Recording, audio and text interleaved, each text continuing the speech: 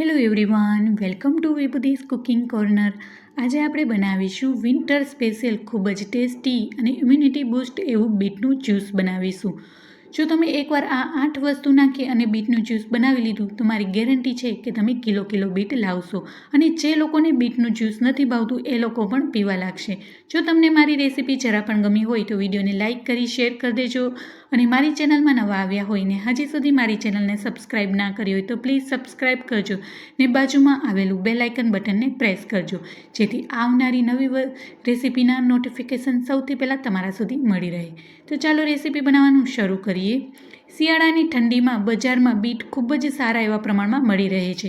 જો તમે એકવાર આવી રીતના મારી સ્ટાઇલથી બીટનું જ્યુસ બનાવી લીધું તો વારંવાર ઘરમાં આવી જ રીતના બીટનું જ્યુસ બનાવવાની ડિમાન્ડ થશે.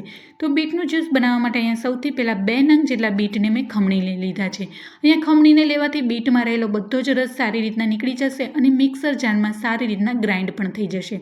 હવે એક મિક્સર જારમાં મેં આ બીટના ખમણને એડ કરી દઈશું. ત્યારબાદ 1 નંગ જેટલું મેં ઓરેન્જ લીધું છે અને ઓરેન્જમાં રહેલા બિયાને મેં કાઢી લીધા છે. આ બીટના જ્યુસમાં ઓરેન્જ છે ખૂબ જ ટેસ્ટી લાગશે અને ખૂબ જ ફ્લેવરફુલ બનીને તૈયાર થશે. હવે અહીંયા મેં 1 નંગ જેટલું ગાજરને પણ મેં ખમણીને લીધું છે અને આ બીટના જ્યુસને ફ્લેવરફુલ બનાવવા માટે અને ખૂબ જ ટેસ્ટી બનાવવા માટે 1 બાઉલ જેટલા ફ્રેશ પુદીનાના પાન અને અડધા નંગ જેટલા મેં કાકડીના ટુકડા લીધા છે. અહીં કાકડીને મેં છાલ સહિત જ લીધી છે. ત્યારબાદ અહીં 1 નંગ જેટલા મેં આમળા લીધા છે અને આમળાને પણ હું ખમણીને જ લઈ લઈશ. અહીંયા આમળાનું પ્રમાણ તમે તમારા ટેસ્ટ પ્રમાણે વધારે કે ઓછું કરી શકો છો. તો ચોક્કસથી આ શિયાળાની ઠંડીમાં આ બીટનું જ્યુસ ઘરે બનાવજો અને તમારી ઇમ્યુનિટી બૂસ્ટ તો થશે જ પણ સાથે સાથે તમારા હેરફોલ પણ કમ થશે અને તમારી હેર એકદમ હેલ્ધી અને સ્ટ્રોંગ બનીને તૈયાર થશે અને કન્ટિન્યુ 2 થી 3 મહિના પીવાથી તમારા ફેસમાં અને સ્કિનમાં પણ તમને ફરક દેખાશે. હવે અહીંયા મેં 3 થી 4 નંગ જેટલા આદુના ટુકડા અને 5 થી 6 નંગ જેટલા ફ્રેશ મીઠા લીમડાના પાન નાખ્યા છે. હવે તેમાં 1 ગ્લાસ જેટલું પાણી એડ કરી અને ઢાંકણ ઢાંકી અને આપણે મિક્સર જારને આપણે ગ્રાઇન્ડ કરી લઈશું. તો તમે વિડીયોમાં જોઈ શકો છો મસ્ત એવો આપણે બીટનો પલ્પ બનીને તૈયાર થઈ ગયો છે. હવે અહીંયા એક મોટું અને પોળા વાસણમાં કોઈ પણ ગળણો રાખી અને આ બીટના પલ્પને આપણે ગાળી લઈશું. હવે મિક્સર જારમાં રહેલા પલ્પમાં 1 ગ્લાસ જેટલું પાણી એડ કરી અને તેમાંથી આપણે બધો જ પલ્પને આવી રીતના કાઢી લઈશું. તો છે ને ખૂબ જ સરળ રીત આ બીટનું જ્યુસ બનાવવા માટે. તો ચોક્કસથી આજે જ આવી રીતના બીટનું જ્યુસ બનાવજો. ઘરમાં નાનાથી લઈ મોટા બધાને એટલું જ ભાવશે અને જે લોકો વેટ લોસ કરતા હોય ને એને તો જરૂરથી શેર કરજો. તેના માટે તો આ બેસ્ટ રેસીપી છે. જો સવારના એક મોટો ગ્લાસ જેટલું તમે આ જ્યુસ પી લીધું તો બપોર સુધી ભૂખ નહીં લાગે એ મારી ગેરંટી છે. એટલું યમ્મી અને ટેસ્ટી બનીને તૈયાર થઈ જાય છે. હવે ચમચાની મદદથી આવી રીતના પ્રેસ કરી અને બધું જ જ્યુસને કાઢી લઈશું. હવે આ જે મિશ્રણ બીટનું વધ્યું છે એને ફરીથી હું મિક્સર જારમાં એડ કરી અને 1 થી 2 ગ્લાસ જેટલું પાણી એડ કરીને ફરીથી હું તેને ગ્રાઇન્ડ કરી લઈશ જેથી તેમાં રહેલો બધો જ રસ છે એ સારી રીતના નીકળી જશે. તો તમે વિડીયોમાં જોઈ શકો છો મસ્ત એવો ફરીથી મેં પલ્પ કરી લીધો છે. હવે તેને ગળાથી ગાળી લઈશું અને ચમચાથી પ્રેસ કરી અને એમાં રહેલું બધા જ રસને આપણે કાઢી લઈશું.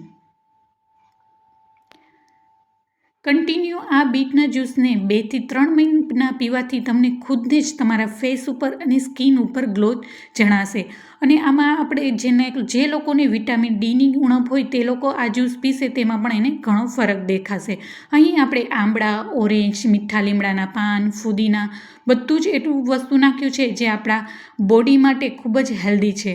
હવે તમે વિડીયોમાં જોઈ શકો છો એકદમ ઘટ્ટ એવું બીટનું જ્યુસ બનીને તૈયાર થઈ ગયું છે.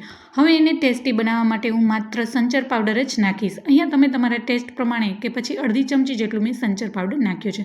અહીંયા આ જ્યુસમાં કોઈ પણ એક્સ્ટ્રા મસાલા નાખવાની જરૂર નથી. જો તમારે નાખવું હોય તો શેકેલા જીરાનો પાવડર કે પછી મરી પાવડર પણ નાખી શકો છો. અત્યારે હું માત્ર સંચર પાવડર જ નાખી રહી છું તો પણ એકદમ ટેસ્ટી અને ફ્લેવરફુલ બનીને તૈયાર થઈ જશે.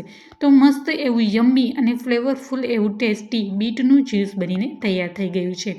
હવે આ બીટનું જ્યુસ છે એ મીડિયમ સાઇઝના 4 થી 5 ગ્લાસ જેટલું બનીને તૈયાર થઈ ગયું છે. હવે તેને સર્વિંગ ગ્લાસમાં લઈ લઈશું.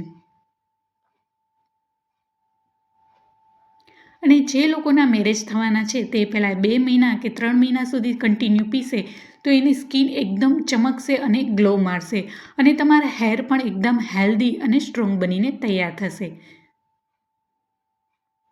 તો મારી આ બીટના જ્યુસની રેસીપી ચોક્કસથી તમારા ફ્રેન્ડ્સ એન્ડ ફેમિલીમાં જરૂરથી શેર કરજો, જેથી એ લોકો પણ આ બીટના જ્યુસને એન્જોય કરી શકે.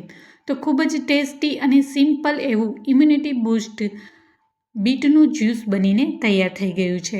હવે તેને ફુદીનાના પાનથી ગાર્નિશિંગ કરીશું.